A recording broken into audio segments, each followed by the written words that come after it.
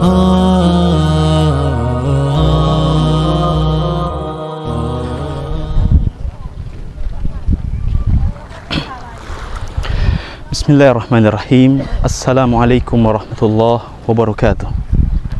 Alhamdulillah, wassalatu wassalamu ala rasulillah nabiyina Muhammadin wa ala alihi wa sahbihi wasallam wa man tabi'ahum bi ihsanin ila yaumiddin, amma ba'd.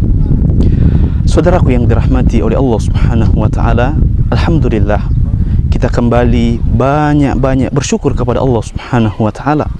Hari ini kita masih diperjumpakan dengan bulan suci Ramadan, bulan yang penuh dengan kemuliaan. Saudaraku yang dirahmati oleh Allah Subhanahu wa taala, saat ini kita sedang berada di pinggir pantai Talise. Kita melihat suasana yang Masya Allah. Di pinggir pantai ada masjid terapung, ya, yang tentunya kembali mengingatkan kepada kita bagaimana musibah yang begitu dahsyat yang pernah menimpa kota Palu yang kita cintai ini. Dan tentu kita berharap ini menjadi sebuah pembelajaran yang sangat berharga untuk kita kembali ke jalan Allah Subhanahu wa taala, untuk kembali memaksimalkan ibadah kita kepada Allah Subhanahu wa taala. Saudaraku yang dirahmati oleh Allah Subhanahu wa taala, salah satu di antara masalah atau penyakit yang menimpa kaum muslimin, saudara kita di bulan suci Ramadan, ialah ketika mereka begitu semangat berpuasa, tetapi di waktu yang bersamaan mereka melalaikan satu ibadah yang lainnya, yaitu ibadah solat 5 waktu. Pertanyaannya ialah, bagaimana ketika ada orang yang berpuasa lalu kemudian tidak solat? Apakah ibadahnya diterima ataukah ibadahnya tidak diterima oleh Allah Subhanahu wa taala? Untuk menjawab ini, saudaraku yang dirahmati oleh Allah Subhanahu wa taala, kita perlu menjelaskan tentang hadis dari Rasulullah sallallahu alaihi wasallam. Rasulullah sallallahu alaihi wasallam pernah bersabda, "As-salatu imanuddin." Sesungguhnya salat itu adalah tiang dari agama Islam ini.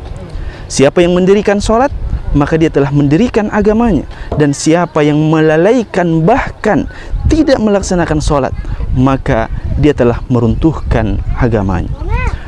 Maka saudaraku yang dirahmati oleh Allah Subhanahu wa taala, dari berbagai penjelasan para ulama kita bahwa mereka yang kemudian berpuasa tetapi tidak salat, maka kemungkinan besar ibadah puasa mereka tidak diterima oleh Allah Subhanahu wa taala.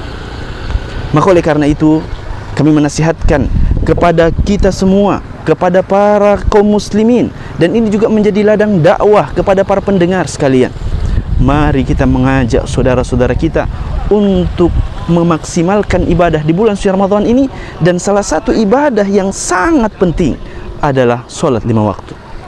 Disebutkan pula bahwasanya as-salatu miftahul jannah, bahwa salat ini adalah kunci surga, kunci dari semua kebaikan, miftahul khair.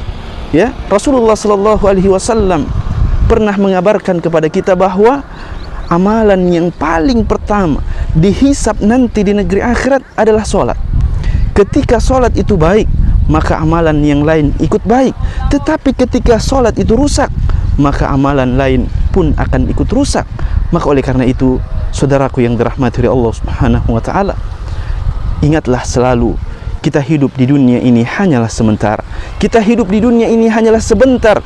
Jangan nanti ada musibah, jangan nanti ada malapetaka yang menimpa kita, baru kita mau tersadar. Cukuplah pemandangan pada hari ini ketika Allah Subhanahu wa taala menguji kita beberapa waktu yang lalu dengan gempa, tsunami dan likuifaksi. Tentu masjid terapung ini menjadi saksi bisu bagaimana dahsyatnya gempa pada waktu itu. Maka kembalilah ke jalan Allah, kembalilah untuk kembali memaksimalkan syariat Allah Subhanahu wa taala. Dan bulan Ramadan adalah momentum yang terbaik untuk kita kembali beribadah kepada Allah dengan ibadah yang terbaik.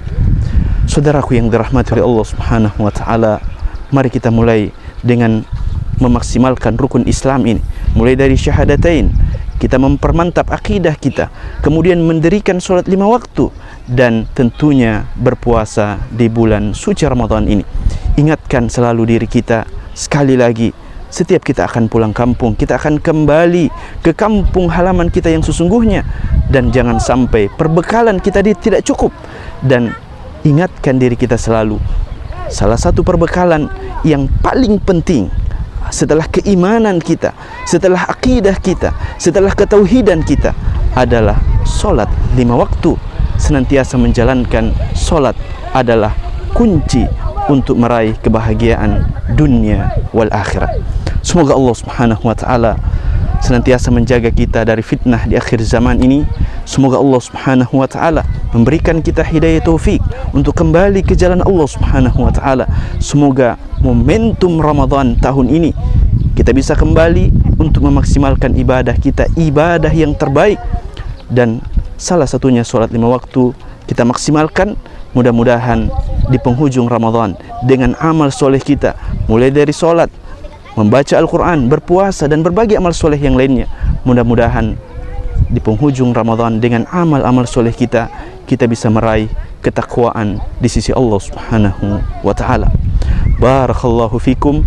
Subhanakallah bihamdik, asyhadu an la ilaha illa anta, astaghfiruka wa atubu ilaik. Wassalamualaikum warahmatullahi wabarakatuh.